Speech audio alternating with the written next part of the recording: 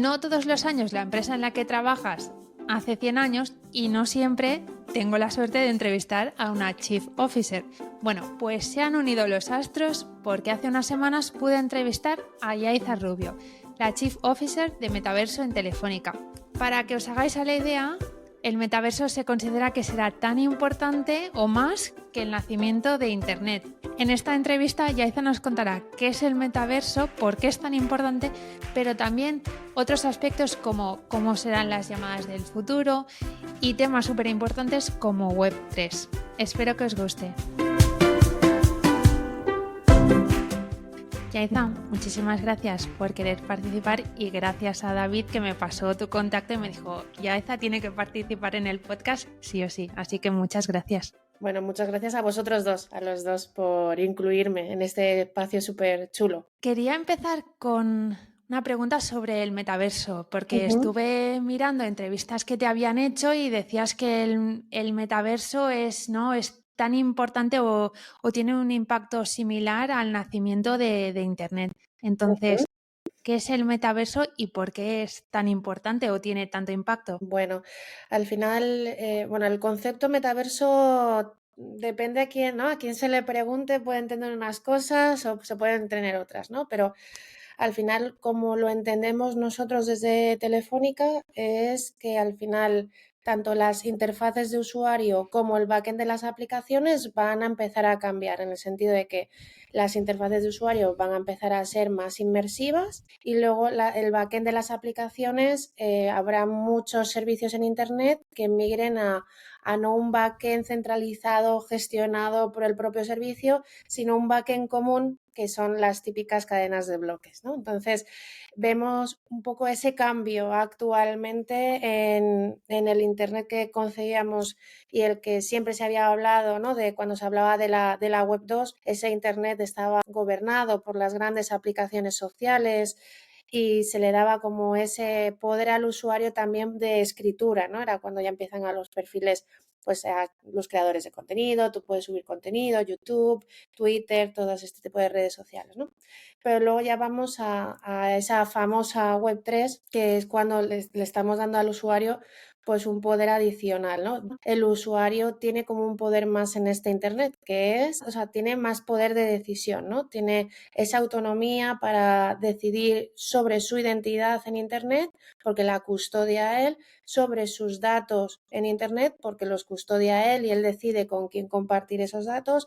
O sea, se le da un poder mucho más grande precisamente por esta descentralización y que ya no dependemos de esos organismos centralizados que realmente son los que proveen confianza, ¿no? Cada vez que nosotros nos conectamos a Internet o a una aplicación concreta. Y Yaiza, ¿cómo llegas tú al mundo de metaverso en Telefónica? Porque chafardeé tu currículum y tú venías de ciberseguridad. ¿Cómo te Sí, pica el gusanillo? bueno, yo empecé en Telefónica en el mundo de la ciberseguridad, que era cuando se empezaba a crear el vertical de seguridad y bueno, unos años después fue cuando Telefónica invierte en una startup especializada en seguridad, que era la de Chema Alonso, y ahí ya el negocio de la seguridad ha sido, bueno, y lo sigue siendo, es muy, muy importante en Telefónica. El tema es que al final, bueno, pues te dedicas a la seguridad informática y te gusta la tecnología y cuando empiezan a nacer, pues empiezan a hacer Bitcoin, yo me intento años después, porque conozco, bueno, una persona que ya llevaba desde el nacimiento de Bitcoin bicheando en qué consistía todo esto, tal, y a raíz de conocerle, pues entramos a saco a conocer la tecnología. En concreto, bueno, la cadena de bloques de Bitcoin, que cómo nace todo esto. Pero bueno, años después de todo este nacimiento de Bitcoin y de la cadena de bloques de Bitcoin, empiezan a aparecer nuevas cadenas de bloques. Y ahí es donde aparece Ethereum y esa nueva forma de poder ejecutar código en una cadena de bloques cuando antes no se podía. Entonces ya esto empieza a crecer mucho más. Hay que estudiar más, hay que entender bien, porque cada cadena de bloques tiene su particularidad. Pero en Telefónica se empezaba a estudiar esto, ¿no? Y empezábamos a ver, se creó de hecho una unidad dedicada, bueno, una unidad de personas que cada una tenía su especialidad. Yo en concreto pues venía del mundo de la seguridad, precisamente para empezar a trabajar en esa propuesta de crear nuevos servicios basados en blockchain en Telefónica. Y eso fue pues 3 años antes de pandemia o algo así, eso fue en 2017, Wow. 2016, o sea que... Y precisamente porque José María es súper visionario y él pues consideraba que esto podía tener cierto impacto en Telefónica. Bueno, pues, pero nosotros siempre desde el mundo de la innovación, porque yo hubo un momento también que estaba en innovación, pero en el área de seguridad, y bueno, pues al final tienes que tocar este tipo de tecnologías. En 2017, que es cuando, yo creo que es 2017-2018, cuando empieza a tener Facebook esa crisis, ¿no? En cuanto a los datos de carácter personal, la monetización sin temas de consentimientos de los usuarios. Bueno, pues desde Telefónica se hablaba mucho de devolver el valor de los datos a los usuarios, ¿no? Y ahí es cuando empezamos a crear un producto B2C. Yo ya me salí del mundo B2B y me adentré en el mundo B2C a crear un producto que es un programa de loyalty basado en tokens, que actualmente pues tiene 400.000 usuarios en Movistar, en España. Wow. O sea, que funciona, o sea, son cosas que funcionan, ¿no? Y ahí en la arquitectura pues tenemos una cadena de bloques y ahí es cuando empezamos ya a poner en producción servicios, bueno, pues cuya cadena de bloques se encuentra, ¿no? en la arquitectura. Yo ahí empecé a ser la technical lead, no llevaba el producto, desde la parte de producto lo llevaban otras personas, pero llevaba el equipo de ingeniería, o sea, pasé de hacer seguridad a estar en un equipo de ingeniería y llevar pues perfiles de todo tipo y poner ¿no? Responsable de poner en producción un servicio que iba a consumir muchas personas. Después, bueno, ya empecé a llevar pues más, no, me salí de la parte de ingeniería, me fui más a la parte de producto, y bueno, experiencia de usuario y demás, y empecé a liderar también proyectos como el de Smart Wi-Fi. O sea, todo lo que Ujú. era la propuesta de valor de seguridad en el hogar, pues también la empezaba a llevar yo con más productos, o sea, con conexión segura o con un Smart Wi-Fi, que al final es una aplicación que usa mucho la gente, ¿no? Que es súper útil precisamente porque te permite gestionar el router de tu hogar, algo que es hiper complicado y que tienes que trabajarlo muy bien a nivel de experiencia de usuario, porque si no nadie entiende qué está haciendo con su router, ¿no? Entonces, nada, ahí me lo pasé muy, muy bien. La verdad es que me gustaba mucho ese proyecto.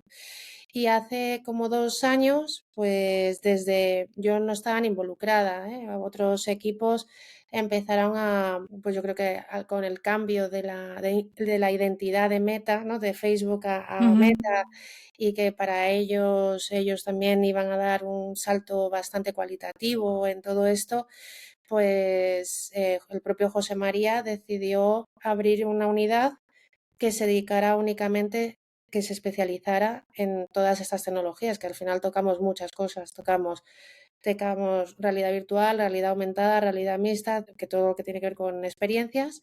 Luego, esas experiencias pueden ser aplicaciones o pueden estar construidas sobre aplicaciones de terceros, como pueda ser la de Meta o la de Microsoft, lo que fuera. Y también todo lo relativo con Web3, que ahí se abre el abanico, o sea, cada día estamos viendo cosas nuevas, o sea, y poniendo en producción productos y servicios precisamente relacionados con Web3, ¿no? Entonces, pues no me aburro. Es la traducción, no me aburro. Yaiza, hablando de metaverso, creo que habías comentado, ¿no? Que una de las formas que impactará en el futuro serán las llamadas, ¿no? Las llamadas del futuro, que Ujú. serán como más humanas. ¿Cómo te imaginas esas llamadas del futuro? Bueno, ahora mismo disponemos de las llamadas porque tenemos un smartphone, ¿no? Principalmente. Bueno, tenemos evidentemente la línea fija del hogar. Sí es verdad que va como desapareciendo, ¿no? Esa línea ya, yo creo que quien usa el teléfono Ujú. fijo, no mucha gente, ¿no? Entonces, pero sí el smartphone, ¿no? Y al final, pues cuando hablamos de todo este tipo de experiencias inmersivas, estamos hablando de que los dispositivos cambian. Estamos hablando de la parte de, por ejemplo, las Oculus Quest, ¿no? Que Ujú. ya, bueno, todavía no son muy masivas, no ha llegado al mercado masivo, pero bueno, yo creo que ya va habiendo gente que va teniendo las Oculus Quest, o cuando entre Apple en España, pues ya empezaremos a ver más gafas de ese estilo, pero bueno, todavía el mercado es muy pequeñito, ¿no? Pero claro, tú al final estás en tu hogar consumiendo cierto contenido inmersivo con unas gafas. ¿Y por qué vas a abstraerte de lo que ocurre fuera, ¿no? ¿Por qué no ese dispositivo va a empezar a recepcionar también esas llamadas? Aquí ya hemos hecho nosotros bastantes pruebas y bueno, de hecho tenemos una aplicación de realidad virtual en las Oculus Quest que permite la recepción de llamadas. Si tú estás si tu dispositivo está conectado a una red, a la red Wi-Fi del hogar, identificas Ujú. al usuario y por lo tanto puedes recepcionar llamadas de teléfono, Ah, qué mientras que guay. tú estás pues en un entorno inmersivo, ¿no? Y bueno, eso así es lo como el corto plazo que esto ya lo tenemos en producción y ya lo consumen usuarios de Movistar. Bueno, pues también hay un cambio de gigante con todo lo relacionado con llamadas holográficas, ¿no? Como mediante un holograma tú puedes recepcionar también llamadas. Aquí, bueno, pues hay ya startups que son muy punteras, todavía ese tipo de algoritmos hay que perfeccionarlos, pero bueno, la tecnología está ahí y probablemente en unos años pues no sea tan raro, ¿no? Recepcionar llamadas mediante hologramas. Me presenté a una hackathon Ujú. bueno, en pandemia, Ah, que qué la bien. organizaba el Mobile World Congress, bueno, el Mobile World Ujú. Capital y el Hospital de Niños de Barcelona. Y lo ganamos. Ah, qué bueno. ¿Y qué Y presentasteis? la solución se llamaba Squishy y la idea era de que al final los niños cuando los ingresan, ¿no? Estamos hablando de niños adolescentes que llegan al hospital y se pasan a lo mejor 3 semanitas, ¿no? Totalmente aislados. Entonces presentamos una solución que era una cámara de 360 grados que se conectaba, por ejemplo, a las Oculus. Entonces la idea Ujú. era como que el niño llegaba al hospital y su familia se llevaba a Squishy, que era, al final era como un pulpo, que era la cámara de 360 grados, se llevaba Ujú. la familia, ese pulpito, Squishy, y entonces el niño se conectaba con la realidad, ¿no? Con lo que pasaba en casa. Estuvo muy guay, lo único que nos dimos cuenta de la limitación tecnológica que tenía entonces hace 2 años. Y aparte que todo esto, Bueno, es que de todo, ¿no? O sea, al final los precios, el precio del dispositivo es bastante elevado todavía. Y ya con el lanzamiento de Apple, bueno, eso ya los costes se disparan mogollón. Luego el tema de la batería, ¿no? Que al final sí, son dispositivos pues, cuya batería se gasta pronto, la autonomía que tienen es pequeña. Luego también que tampoco es muy recomendable pasar tantas horas. No es para un dispositivo normal tampoco, pero precisamente tampoco son tecnologías que se aconsejen como consumir mucho tiempo, ¿no? exacto. Así que todavía, bueno, es que son los primeros pasitos. Evidentemente pasaremos unos cuantos años así. A nivel de usabilidad, igual tienes que aprender a usar un dispositivo nuevo, ¿no? Y hay una barrera de entrada pues muy grande. Le puse las óculos a mi abuela y le puse un vídeo de su pueblo que hacía años y años que no había ido. Y Flipó. pobre se emocionó tantísimo. No sé, ¿no? Hasta qué punto ese metaverso te, no sé, cómo activa, ¿no? Una parte emocional y una parte de sensaciones que seguramente tenemos limitada cuando utilizamos únicamente el smartphone. Aquí yo creo que queda un montón de Eso, recorrido. eso es. Una de las barreras también y de los miedos, ¿no? Es que con todas estas tecnologías que están muy chulas, pero hay un miedo de acrecentar la brecha digital, ¿no? Si ha habido mucho problema para la adaptación de Internet y hacer un Internet accesible, imagínate o sea, consumir experiencias con un dispositivo de estas características, ¿no? Entonces, son de las cosas pues que la verdad es que bueno, pues el día a día es muy frenético, tienes unos deadlines, entregas y tal, pero a veces hacemos cosas súper chulas en el sentido por ejemplo, sabes que tenemos la Fundación Telefónica Ujú. y desde hace unos meses, pues todos los meses hay sesiones con personas mayores y Qué guay. les adentramos en la realidad virtual, ¿no? Les compartimos gafas, hay gafas y ellos, gracias a, pues, a personas del equipo que están con ellos, les enseñan cómo es la realidad virtual, en qué consiste, qué les puede aportar a su vida, etcétera, ¿no? Y luego también, por ejemplo, claro, o sea, ¿qué pasa con, ya no solo con este segmento de edad, pero hay personas también que todos tenemos limitaciones, ¿no? A veces limitaciones físicas y qué va a pasar, ¿no? Con estas personas que tienen, pues imagínate, que tienen, no de ceguera 100%, pero tiene alguna limitación visual. ¿Cómo creas las experiencias precisamente para tampoco dejarles a ellos atrás? O que personas con movilidad reducida, si te tienes que poner, o sea, bueno, no es obligatorio estar de pie consumiendo las Oculus Quest, ¿no? Pero necesitas cierta actividad, o sea, mi movimiento. Entonces, bueno, son cosas que, bueno, estamos trabajando con la ONCE precisamente pues para llevar la realidad virtual y estas tecnologías un poco a todo el mundo, ¿no? Porque Qué guay. hay una máxima en diseño, ¿no? Que tienes que diseñar para todo el mundo, no hacer una experiencia solo para ese perfil.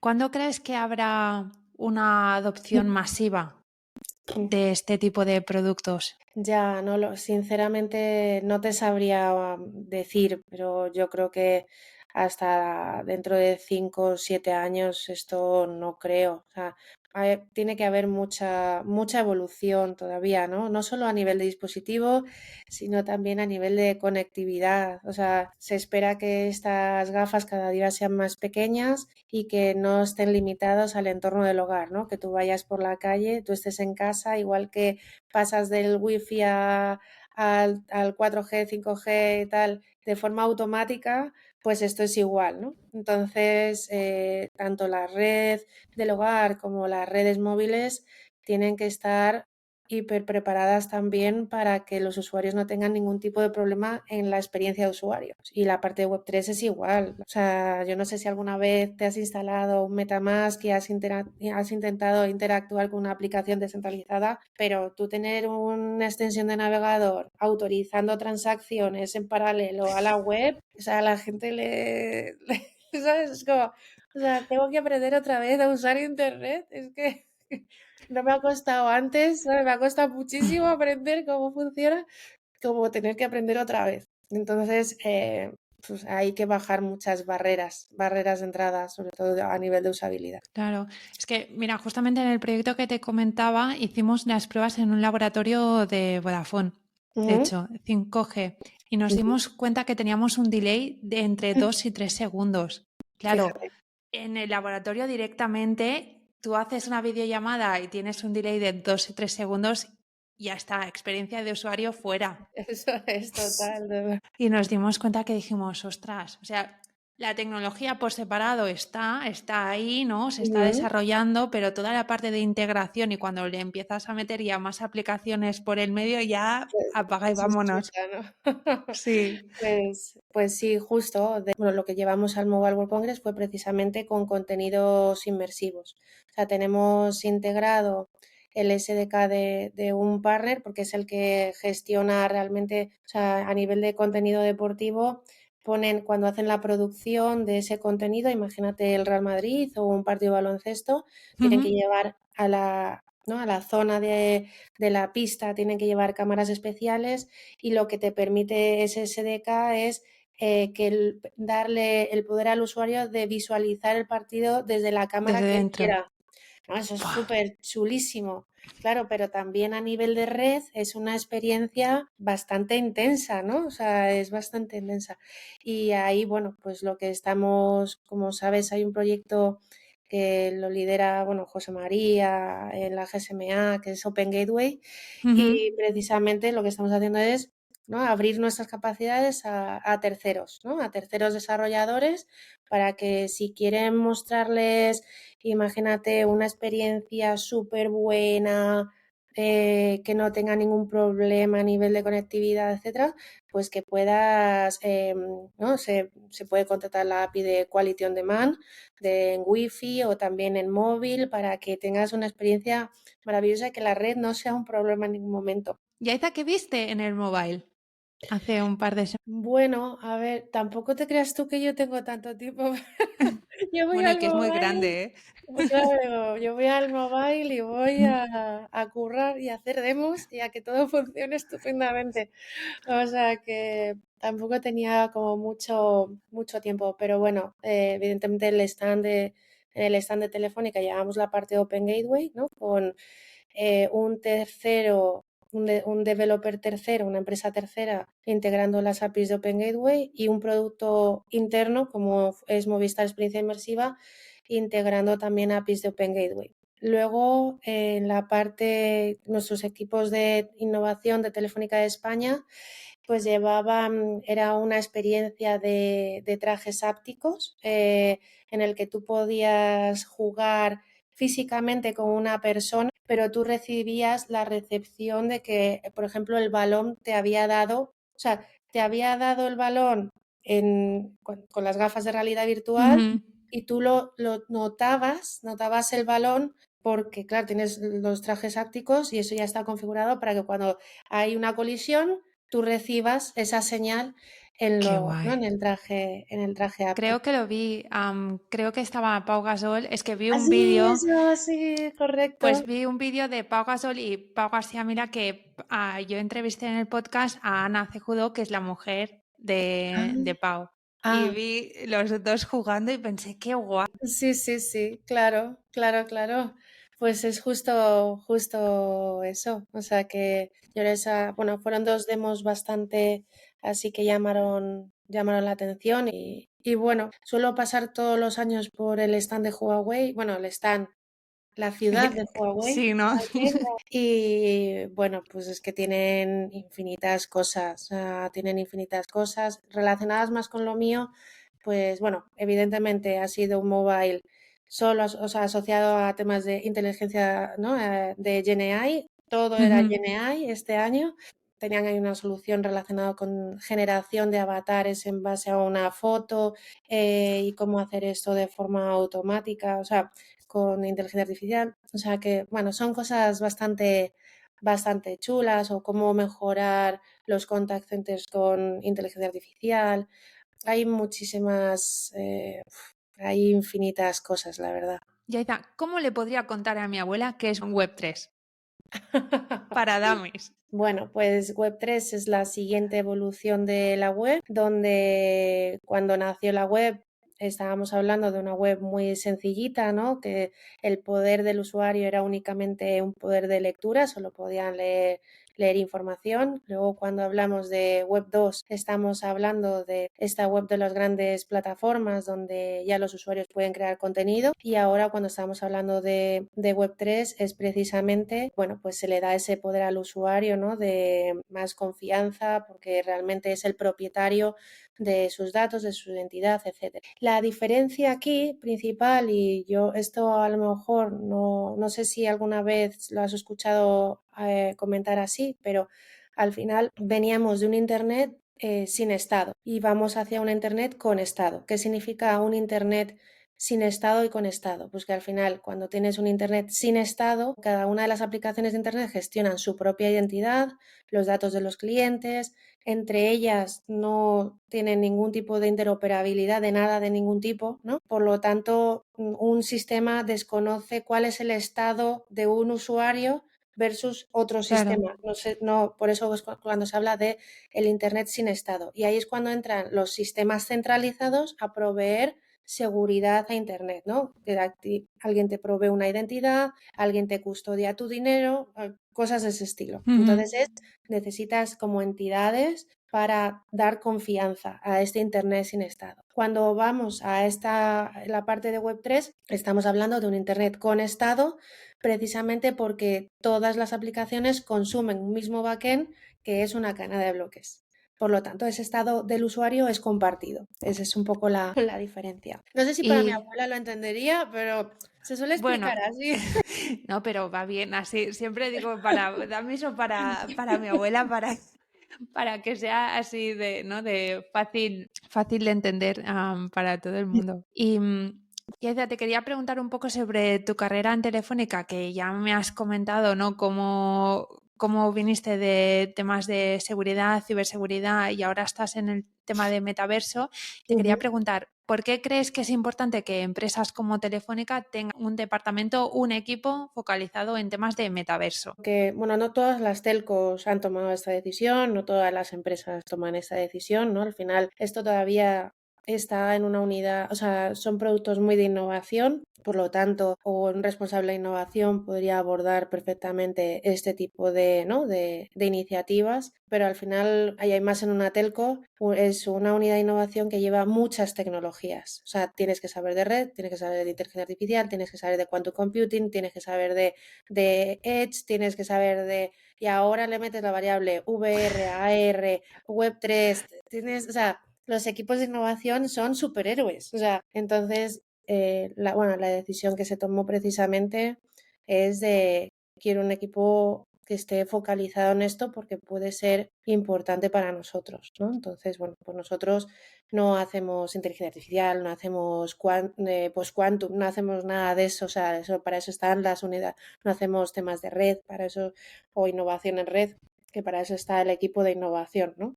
Pero nosotros nos dedicamos a esto, precisamente para estar focalizados y ver al final cómo sacar de esto un nuevo modelo de negocio, ¿no? Un nuevo revenue stream que no lo teníamos Qué guay. anteriormente. ¿Y cómo es tu trabajo, Yaiza? ¿Cómo es ser, o qué quiere decir ser Chief Officer de Metaverso?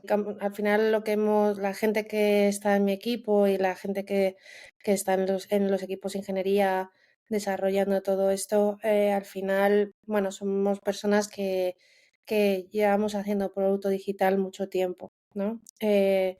Con particularidades, ¿no? Que porque estos son cosas un poco especializadas. Bueno, al final esto ha supuesto pues que por ejemplo, que para mí me parece más transformador, que es toda la parte de Web3, porque al final la parte inmersiva, lo importante es la red y es evidentemente, luego puedes hacer en mil experiencias, ¿vale? Pero es lo importante, evidentemente, ahí es la red. Y en la parte de Web3 pues es que es hiper transformador. Aquí los equipos de legales, fiscales, de compliance, bueno, aparte de nosotros, evidentemente, pero han tenido que aprender mucho y estudiar mucho precisamente porque ellos son los que me ayudan a lanzar o sea, todo proyecto digital o todo producto digital tiene que haberse visto con todos esos perfiles, ¿no? Para, pues, temas de Claro. privacidad, de dónde van los datos, pues eso hay que tenerlo hiper clarísimo.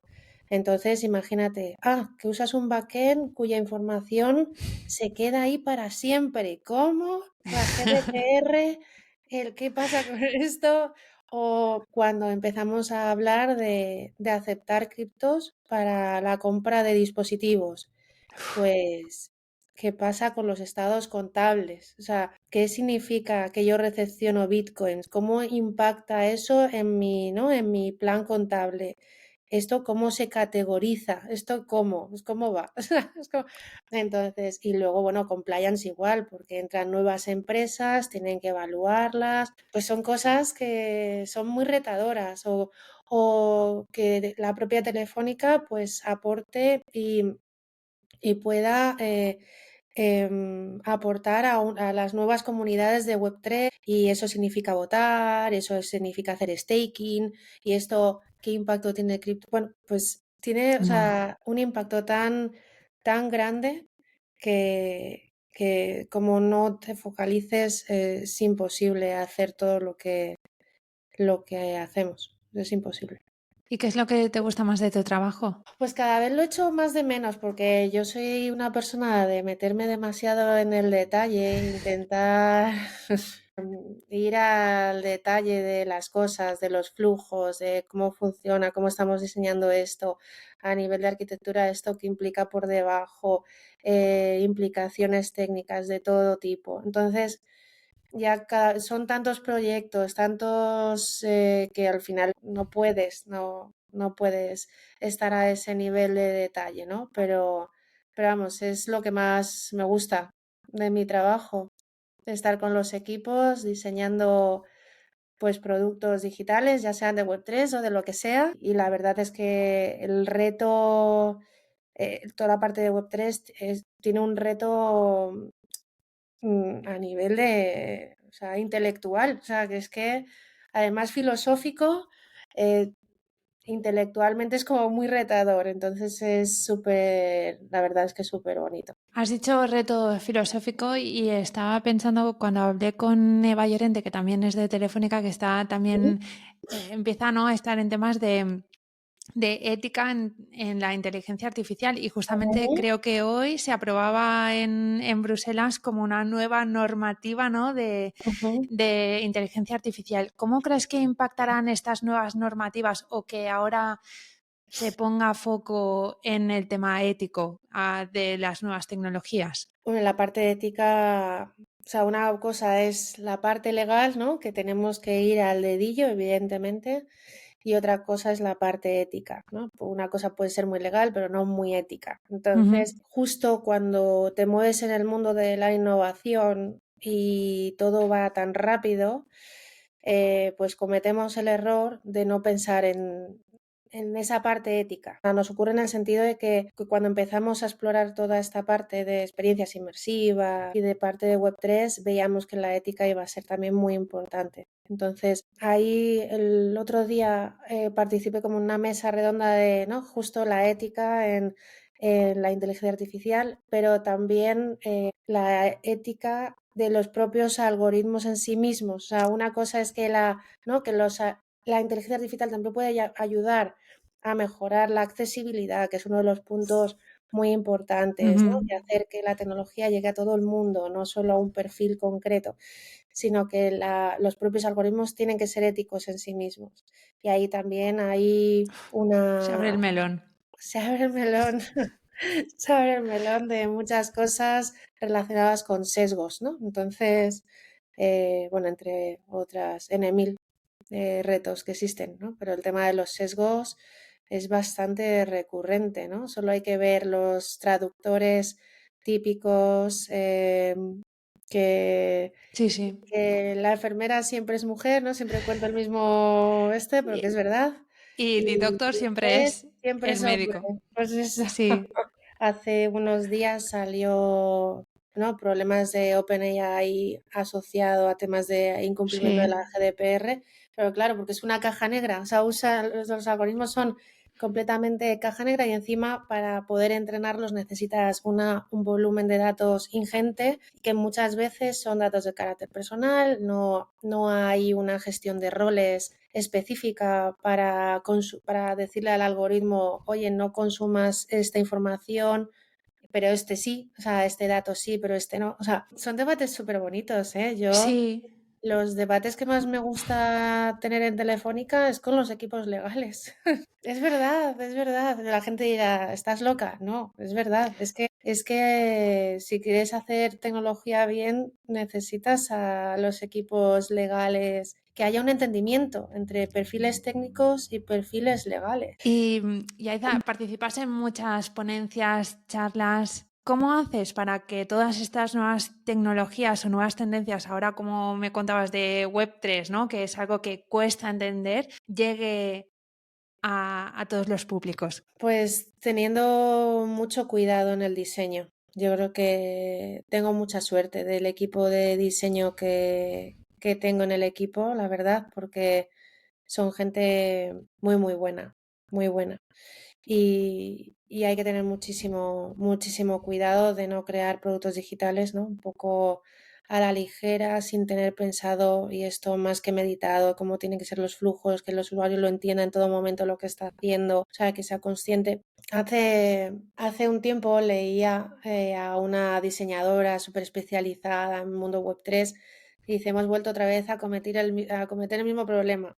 Les hemos dejado a los ingenieros evolucionar la tecnología, que ha evolucionado tanto que ahora nadie la entiende. O sea, entonces, bueno, yo creo que estos equipos, cuanto más cohesionados estén los equipos de diseño con los desarrolladores, etcétera, el producto será mucho más entendible, ¿no? Pero claro, para eso necesitas un equipo que todo el mundo hable el mismo idioma. Es lo que decíamos antes, ¿no? Que y que lo importante es el usuario, no la tecnología que hay por debajo.